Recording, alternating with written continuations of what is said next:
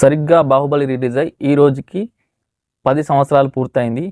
ఈ సందర్భంగా రాజమౌళి గారు తన ట్విట్టర్ అకౌంట్లో బాహుబలి ది ఎపిక్ అంటే బాహుబలి 1 అండ్ బాహుబలి 2 రెండు పాటలను కలిపి ఒక బాహుబలి ది ఎపిక్ పేరుతో అక్టోబర్ 31వ తేదీన బాహుబలి ది ఎపిక్ మూవీని రిలీజ్ చేయబోతున్నారు.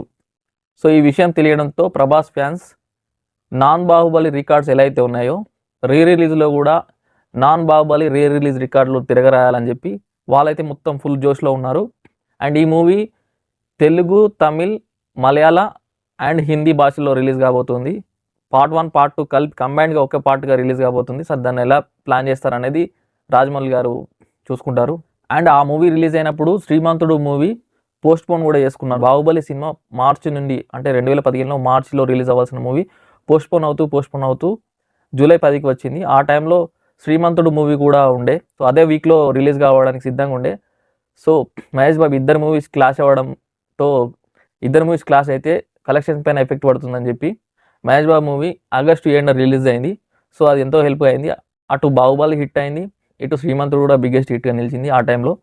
సో రీజనల్ ఫిల్మ్స్లో అల్లు అర్జున్ అండ్ జూనియర్ ఎన్టీఆర్ ఆ టైంలో బాహుబలి రిలీజ్ ముందుకు సో ట్విట్టర్ అకౌంట్లో షేర్ చేసిన మెసేజెస్ని సో వాళ్ళు ఫార్వర్డ్ చేస్తున్నారు.